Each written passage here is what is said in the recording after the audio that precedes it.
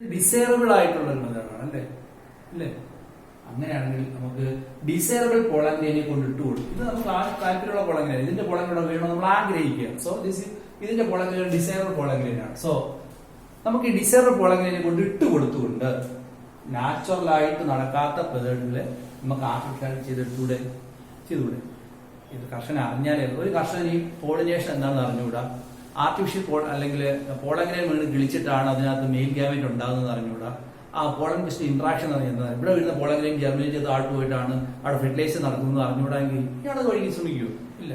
പക്ഷെ ഇത്രയും പഠിച്ച ഒരാൾ, ഇപ്പൊ നിങ്ങൾ പഠിച്ചു കഴിയുമ്പോൾ ഞാൻ ഈ പറയുമ്പോൾ നിങ്ങൾക്ക് ഒരു ഐഡിയ തോന്നിയായിരുന്നല്ലേ, ഇത് കൊള്ളാമല്ലോ, അങ്ങനെയാണെങ്കിൽ ഇങ്ങനെ ചെയ്ത് എടുക്കാമല്ലോ, ഇത് ഞാൻ പലതും തോന്നിയൊരു ഐഡിയ അല്ലേ? ഇത് നിങ്ങൾ പഠിച്ചതുകൊണ്ടല്ലേ തോന്നിയത്. അപ്പോൾ ഇത്തരം അറിവുകൾ ആർക്ക് ആവശ്യമാണ്? കർഷകർക്ക് ആവശ്യമാണ്. ശരിയല്ലേ? ഇങ്ങനെ ചെയ്യുന്നത് എങ്ങനെയാണ് അതാണ് പഠിക്കാൻ പോകുന്നത്. So let's study how we can make desirable characters combined to producing desirable crop. നമുക്ക് താല്പര്യമുള്ള വിളകളെ എങ്ങനെ ഉണ്ടാക്കിയെടുക്കാം? How can we produce certain plants which have desirable characters? ഇപ്പൊ ഇത് നോക്കി, എനിക്ക് ഡിസൈറബിൾ ആയിട്ട് പ്ലാന്റ് ആയിട്ടുണ്ട്, പ്രകൃതി തന്നെ ഉണ്ടായിരുന്നു, പക്ഷെ നാച്ചുറൽ ആയിട്ട് കമ്പൈൻ ചെയ്തിട്ട് ഞാൻ ഇങ്ങനെ ആക്കിയെടുത്തു. ഇപ്പൊ നിങ്ങൾ രണ്ട് മാവുന്ന തന്നെയാണ്, മാഞ്ച് വെറൈറ്റിക്ക് ഒരേ സ്പീഷീസ് ആണ്, പോളിനേഷൻ നടക്കും.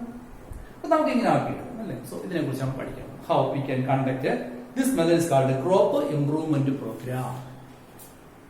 വിളവർദ്ധനം ഇതൊക്കെ നടത്തിയിട്ടാണ് നമ്മളൊക്കെ ലാഭമായിട്ട് ഭക്ഷണം കഴിക്കുന്നത് കേട്ടോ. ഗ്രീൻ റവല്യൂഷനകത്ത് ഇതൊക്കെ ഒരുപാട് നടത്തിയിട്ടുണ്ട്. ക്രോപ്പ് ഇംപ്രൂവ്മെന്റ് പ്രോഗ്രാം ഇതിനകത്ത് ഞാൻ ഈ ചെയ്യുന്ന വിധത്തിലാണ് ആർട്ടിഫിഷ്യൽ ഹൈബ്രിഡൈസേഷൻ. ഹൈബ്രിഡ് എന്ന് വെച്ചാൽ പറയുന്നത് ഹൈബ്രിഡ് എന്ന് വെച്ചാൽ സങ്കരം എന്നാണ്. സങ്കരം. നിങ്ങളുടെ വീട്ടിൽ പശുക്കളുണ്ടായിരുന്നല്ലേ, നിങ്ങളുടെ വീട്ടിലിരിക്കുന്ന പശു, നിങ്ങളുടെ വീട്ടിൽ പശു നിങ്ങൾ ജേഴ്സി സങ്കര ഇനമാണെന്ന് പറയാം അല്ലേ? എന്താണെന്നറിയാമോ, പണ്ടൊക്കെ നമ്മൾ നാട്ടിൻപുറത്തൊക്കെ പശുക്കളുണ്ടായിരുന്നു, നാടൻ പശുക്കൾ. നാടൻ പശുക്കളുടെ പ്രത്യേകത എന്ന് വെച്ചാൽ എന്താ? നാടൻ പശു പ്രത്യേകത, നാടൻ പശുക്കൾ ഇത്ര 202 ലിറ്റർ പാല് വരും. 202 ലിറ്റർ പാല് വരുന്ന പശുക്കളാണ് നാടൻ പശുക്കൾ. കൊണ്ടൊക്കെ ഉണ്ടായിരുന്നു. എല്ലാ വീട്ടിലും പശുക്കളും 2 ലിറ്റർ പാല് കിട്ടുന്നത്, അത് 200 രാവിലെ വൈകിട്ട്. അങ്ങനെ ഇരുന്നപ്പോഴാണ് സംഭവിച്ചത്, ഇവിടെയുള്ള ചില സയന്റിസ്റ്റുകളും ഒക്കെ മറ്റു രാജ്യങ്ങൾ വിദേശത്ത് പോയ മെക്സിക്കോ, കാനഡ, സ്വിറ്റ്സർലൻഡ് എന്ന രാജ്യങ്ങളിൽ പോയപ്പോൾ അവിടെയൊക്കെ ചില ഇനത്തിൽപ്പെട്ട പശുക്കൾ, ജേഴ്സി അങ്ങനെയുള്ള ചില ഇനത്തിൽപ്പെട്ട പശുക്കളൊക്കെ അവിടെ ഉണ്ട്. അവിടെ 32 ലിറ്റർ പാലൊക്കെ തരുന്ന പശുക്കളുണ്ട് ഒരു ദിവസം. ഇവിടെ ഒരു പശുവിനെ വളരെ 2 ലിറ്റർ പാല് ഒരു ദിവസം തുടങ്ങുമ്പോൾ വിദേശ ഇനങ്ങൾ 32 ലിറ്റർ പാല് വരെ കിട്ടുന്ന പശുക്കളുണ്ട്. എന്നാൽ അതിനെ ഇവിടെ കൊണ്ടുവന്ന് വളർത്താൻ പറ്റില്ല. കാര്യം എന്താ? ഇവിടുത്തെ കാലാവസ്ഥ അതുമായിട്ട് ചേരത്തില്ല. മനസ്സിലായില്ലേ? അത്തരം അവസ്ഥയിൽ എന്താ സയന്റിസ്റ്റുകൾ ചെയ്തെന്നറിയാമോ? അവിടെയുള്ള ഇനത്തിൽപ്പെട്ട പശുക്കളുടെ വർഗത്തിൽപ്പെട്ട കാളകളുടെ ബീജം കൊണ്ടുവന്നിട്ട് ഇവിടെയുള്ള നാടൻ പശുക്കൾ കുത്തിവെച്ചുകൊണ്ട് രണ്ടിന്റെ സ്വഭാവങ്ങൾ ചേർത്തെടുത്ത സങ്കര ഇനങ്ങളെ ഉണ്ടാക്കിയെടുത്തു. അപ്പോൾ എന്താ നേട്ടം? ഇവിടുത്തെ കാലാവസ്ഥയ്ക്ക് ചേരുകയും ചെയ്യും, അവിടുത്തെ പശുവിന്റെ ഉത്പാദന ശേഷി കിട്ടുകയും ചെയ്യും. അങ്ങനെ ഉണ്ടാക്കുന്നതിനാണ് ഹൈബ്രിഡ്. ആ മെത്തേഡിനാണ് ഹൈബ്രിഡൈസേഷൻ. ഇത് നാച്ചുറൽ ആയിട്ടാണോ നടന്നത്? അല്ല, നമ്മൾ കൊണ്ടുവന്നതാണ് അല്ലേ? This called artificial hybridisation. ഇത് ഇപ്പൊ ഞാൻ ചെയ്ത മെത്തേഡ് എന്ന് പറഞ്ഞു നോക്കി. ഇവിടെ ഒരു മാവ് ഇപ്പോൾ ഉണ്ട്, അമ്മാവന്റെ പറമ്പിൽ 5 കിലോമീറ്റർ അപ്പുറത്ത് അല്ലെങ്കിൽ 50 കിലോമീറ്റർ അപ്പുറത്ത് ഈ മാവുണ്ട്. തന്നെ വന്നാണോ? അല്ല, ഞാൻ പോയി ചുമന്നെടുത്തോണ്ട് വന്ന് ഇവിടെ ഇട്ട് കൊടുത്തല്ലേ? So this can be said as, ഞാൻ ഇത് ഉണ്ടാക്കിയ ചെടി ഏതാണ്? ഇത് ഹൈബ്രിഡാണ്. ഇതിന്റെ സ്വഭാവം ചേർന്നുണ്ടായ ചെടിയാണ്. So this is hybrid. ശരിയല്ലേ? അപ്പൊ ഇത് കൃത്രിമമായിട്ടാണോ ചെയ്തത്, നാച്ചുറൽ ആയിട്ടാണോ? കൃത്രിമം, ഞാൻ ചെയ്തതാണ്. So we can call this is a artificial hybridisation. മനസ്സിലായില്ലേ? So this is called artificial hybridisation. Okay. ഇതുവഴി ക്രോപ്പിന്റെ ഗുണം കൂടിയോ ഇല്ലയോ? കൂടി. കണ്ട, ഇന്നലെ ചെറിയ മാങ്ങയും മധുരമാണ്, ഇപ്പൊ വലിയ മാങ്ങയും മധുരമാണ്. So this called crop improvement programme. ശരിയല്ലേ? നമുക്കിത് എങ്ങനെയാണ് ചെയ്യുന്നതെന്ന് പഠിക്കാം. How we can conduct crop improvement programme. ഈ മാവ് തന്നെ എക്സാമ്പിൾ ആയിട്ട് എടുക്കാന്ന് വെച്ചു.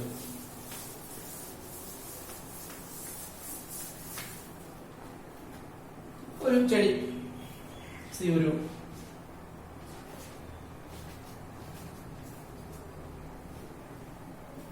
എവിടെ ഒരു ചെടി,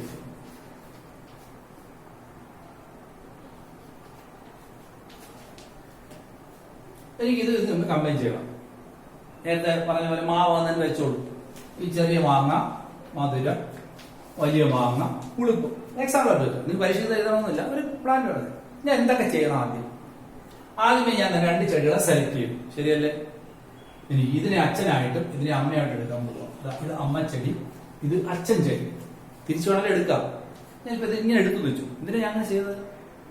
പോളഗ്രൈൻ എടുക്കുന്ന ചെടി ആരാണ്? അച്ഛൻ ചെടി. പോളഗ്രൈൻ സ്വീകരിക്കുന്നത് അമ്മ ചെടി. അങ്ങനെ എടുക്കാമല്ലോ. അപ്പൊ ഞാൻ ഒന്നാം സ്റ്റെപ്പ് ചെയ്തത് ഒന്ന് സെലക്ഷൻ ഓഫ് പേരൻസ്. കണ്ട, ഞാൻ ചുമ്മാ ചെയ്യല്ല, ഇതിനൊക്കെ പേരുണ്ട്. സെലക്ഷൻ ഓഫ് പേരൻസ് ആണ്. അപ്പൊ ആർട്ടിഫിഷ്യൽ ഹൈബ്രിഡൈസേഷന്റെ സ്റ്റെപ്പുകൾ പറയുകയാണ് ഞാൻ. ഒന്ന് selection of parents. Parents select ചെയ്യും. ചുമ്മാ കൊണ്ട് ഓടിച്ചെന്ന് രണ്ട് ചെടിയും കൊണ്ടുപോകാം അങ്ങനെയല്ല. നമുക്ക് ഏത് സ്വഭാവങ്ങളാണ് കമ്പൈൻ ചെയ്യേണ്ടത്? We have to combine desirable characters. അപ്പൊ ആ ഡിസൈറബിൾ ക്യാരക്ടറുള്ള ചെടികൾ സെലക്ട് ചെയ്യണം. അതിൽ ഹെൽത്തി ആയിട്ടുള്ള പ്ലാന്റിനെ ഫീമെയിൽ ആയിട്ട് എടുക്കണം. അതുപോലെ തന്നെ നമ്മൾ ഇഷ്ടപ്പെടുന്ന സ്വഭാവമുള്ളതിനെ മെയിൽ ആയിട്ട് എടുക്കണം. അങ്ങനെ സെലക്ട് ചെയ്യും. Selection of. രണ്ടാമത് ഇത് പൂവാണ്. ഈ പൂവിന്റെ മൊട്ടാണ് കേട്ടോ, വിരിഞ്ഞില്ല. വിരിഞ്ഞു കഴിഞ്ഞാൽ സംഭവിക്കും.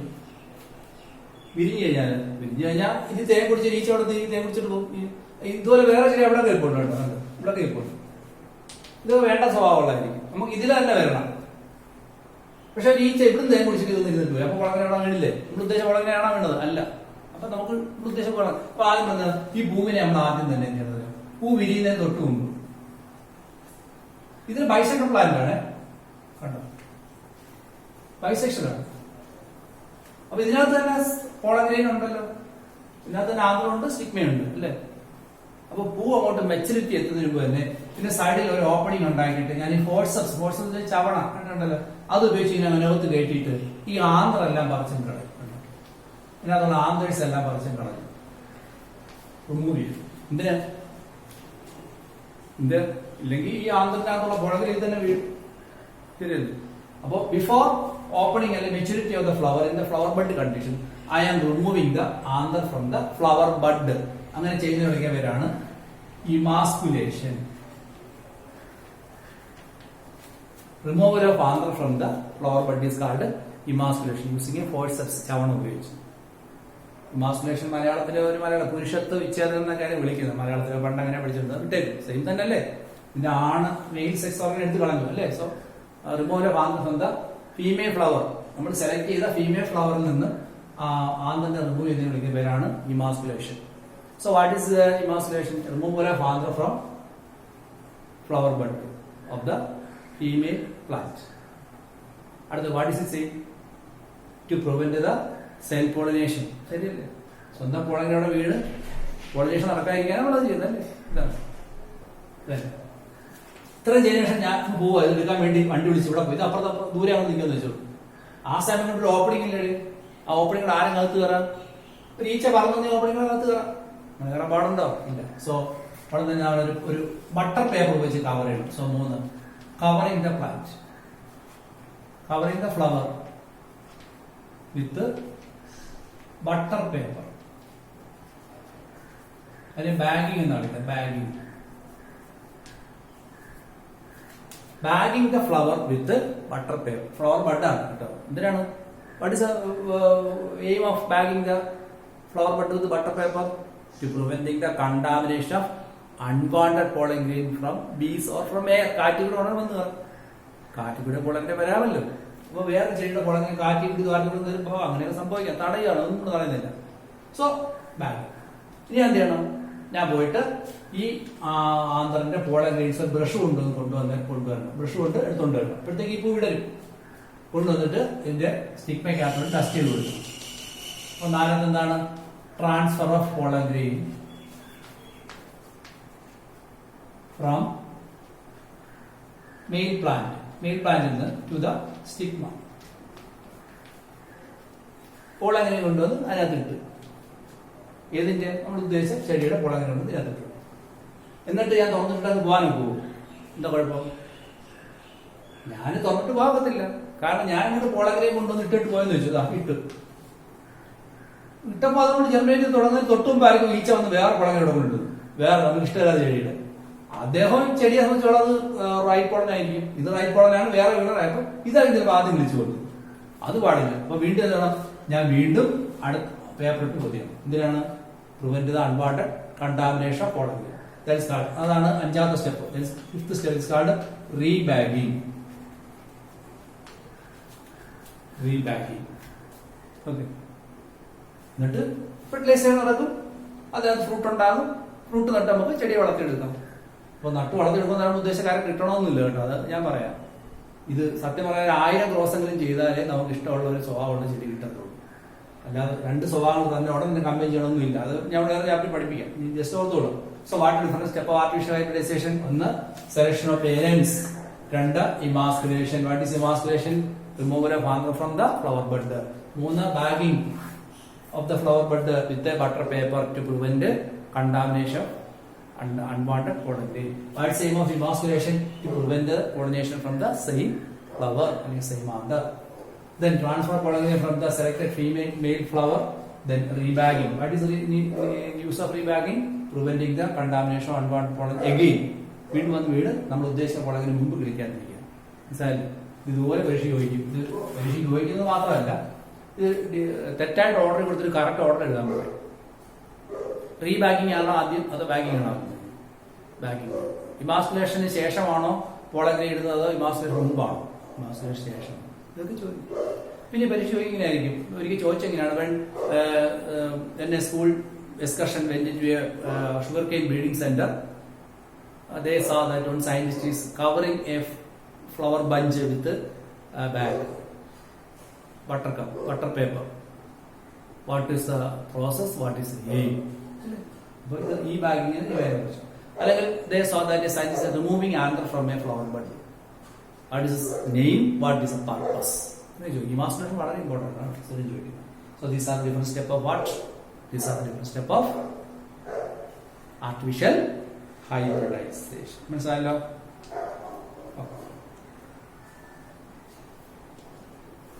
ഇത് വളരെ ഇമ്പോർട്ടന്റ് ആണ്. ഇനി നമുക്ക് നേരത്തെ പഠിച്ച ഭാഗത്തേക്ക് പോകാം.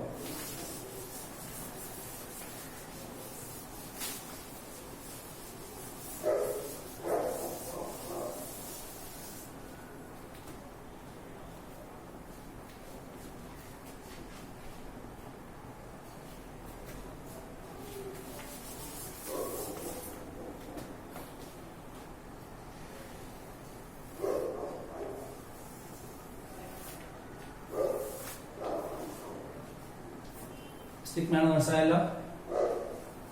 സോറി, ഓവറിയാണെന്ന് മനസ്സിലായി. ഓവറി കീറി അതിലൊരു ഓവറി ഇരിപ്പുണ്ട്.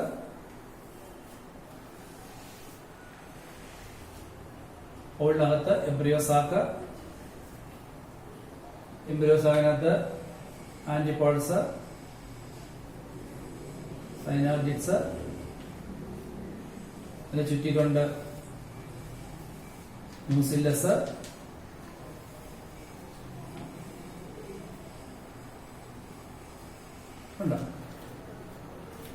ഇവിടെ ഒരു പൊളങ്ങളിൽ വന്ന് വീണു. ജനറേറ്റ് ചെയ്ത് പൊളഞ്ഞുണ്ടായി. ഇവിടെ വരെ അട്രാക്ട് ചെയ്ത ആരാണ്? It is attracted up to here by antipodals. Later it enter in to the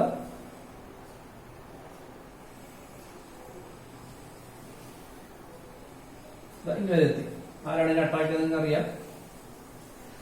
ഇരിവാപ്പാരസ് attract ചെയ്ത് ഇവരെ കൊണ്ടുവന്നു. ഇവിടെ രണ്ടറ്റത്ത് 2 പോളഗ്രെയിൻ ഇരിപ്പുണ്ട്. സോറി, മെയിൽ ഗ്യാമറ്റ് ഇരിപ്പുണ്ട്. So it reach up to the synergid. ഇതിന് ഒരു പടം നമ്മുടെ പുസ്തകത്തിൽ കൊടുത്തിട്ടുണ്ട്. അതെടുത്ത് ലാബിൽ പഠിക്കണം കേട്ടോ. കുറെ ഭാഗം ലാബിലാണ്. ഇത് ലാബിലേക്ക് അറിയാവുന്നത് stigma, pollination, pollen grain, pollen tube, male gamete, ഇത് antipodes, synergids, polar nucleus, central cell. ലാബിലേയും പഠിച്ചിട്ടുള്ള നല്ല ലാബിലേയും വേണം. ഫെർട്ടിലൈസ് നടക്കാൻ പോകാം. അപ്പൊ ഇവിടെ ഞാൻ ഇതിന് മാറ്റി വരയ്ക്കുന്നത് ഇതാണ് എംബ്രിയോസാ.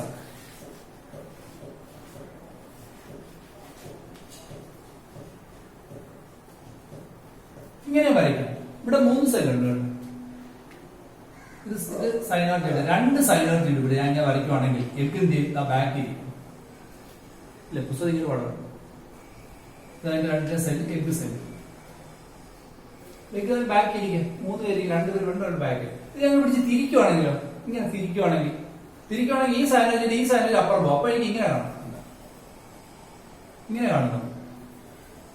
അപ്പൊ ഇതാരും ഇതെന്താണ്? അവൻ സൈനോജിഡ് 2 ഒന്ന് കാണണ്ട, ഒന്ന് കാണണ്ട, ബാക്കി പോയി. എനിവേ, ഈ പോളൻ ട്യൂബ് വന്നിട്ട് ഇവിടെ അകത്ത് പ്രവേശിക്കും. കണ്ടോ? അതിനകത്ത് പ്രവേശിച്ചിട്ട് 2 എഗ്ഗിന് 2 മെയിൽ ഗ്യാമറ്റ് ഇവിടേക്കായിരുന്നു.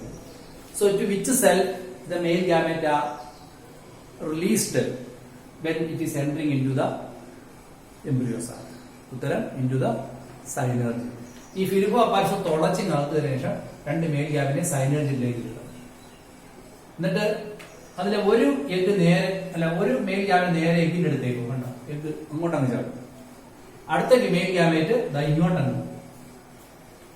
ഞാൻ പറഞ്ഞ എന്താണ്, when pollen tube germinate and enter into the embryo sac through micropyle and nucellus. nucellus ഒക്കെ ഇപ്പോൾ ഉണ്ട്, നിങ്ങൾ ഓർക്കണം. ആദ്യത്തെ ഡിഷാണ് ന്യൂസില്ലസ്. അതിൽ കൂടെ തുളച്ചകത്ത് കയറി നേരെ എംബ്രിയോ സാക്കിന് അടുത്ത് ചെയ്ത് കഴിഞ്ഞാൽ സൈനർജിഡിന്റെ ഫിലിമോ അപ്പാരസ് തുളച്ച് ഒരു സൈനർജി അകത്ത് കയറിയതിനു ശേഷം രണ്ട് മെയിൽ ഗ്യാമറ്റ് അവിടെ റിലീസ് ചെയ്യും. രണ്ട് മെയിൽ ഗ്യാമറ്റ് അവിടെ വീഴും. ഒരു മെയിൽ ഗ്യാമറ്റ് നേരെ എഗ്ഗിന്റെ അടുത്തോട്ടു, അടുത്ത മെയിൽ ഗ്യാമറ്റ് നേരെ പോളാർ ന്യൂക്ലിയസ് അടുത്തോട്ടു. ഇങ്ങനെയാണ് നടക്കുന്നത് എൻട്രി ഓഫ് പോളൻ വെയിൻ അല്ലെങ്കിൽ entry of pollen tube up to the embryo sac. ഇവിടെ പറയുന്നു after pollination pollen tube develop which is attracted towards ovule by antipoders. It is attracted towards the embryo sac by synergid. Then pollen tube with the two male gamete enter through the micropyle, penetrating the nucellus and enter into the embryo sac into the synergid through the phylum apparatus. And attract adunda. Now it releases two male gamete in the synergid. One male gamete move towards the egg, another one move to the polar nuclei. മനസ്സിലായല്ലോ.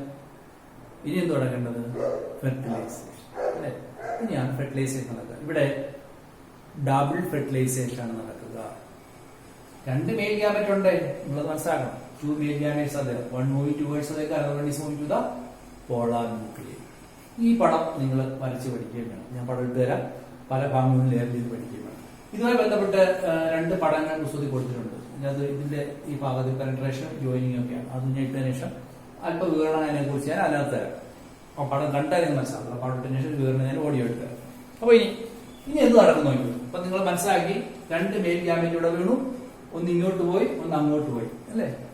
ഈ ആശാൻ ഇവിടെ വരച്ചെങ്കിൽ ഇവിടെ ഇല്ല. ഇപ്പൊ ഏകദേശം അത് പുകഞ്ഞിരിക്കുക. കാരണം പറയാമോ, ഏകദേശം പുകഞ്ഞു പോയതിനു ശേഷമാണ് ഇങ്ങോട്ട് വിളിച്ചത്. അതുകൊണ്ട് അപ്പൊ ഫെർട്ടിലൈസേഷൻ കഴിഞ്ഞാൽ നടക്കുന്ന കാര്യങ്ങളെ കുറിച്ച് പറയും. What occur after fertilisation.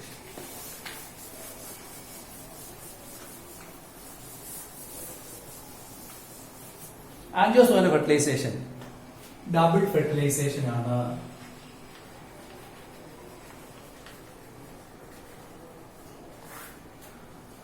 Double fertilisation അതായത് ഒരു മെയിൽ ഗ്യാമറ്റ്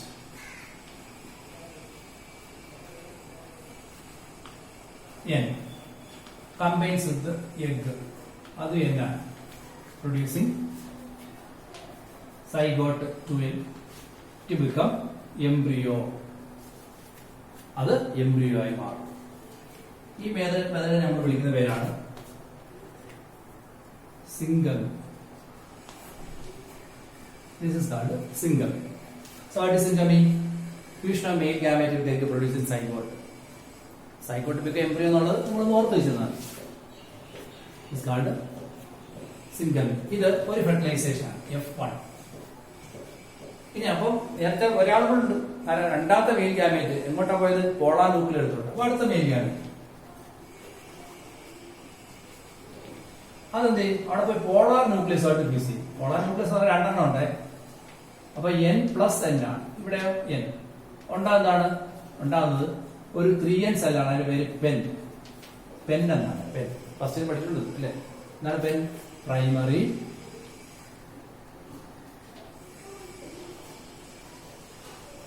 എൻഡോസ്പോം ന്യൂക്ലിയസ് എന്നാണ്. ഇയാളാണ് പിന്നെ എൻഡോസ്പോമായി മാറുന്നത്. This later become endosperm. ഇതിനെ വിളിക്കുന്ന പേര് ട്രിപ്പിൾ ഫ്യൂഷൻ എന്നാണ്. This is called a triple fusion.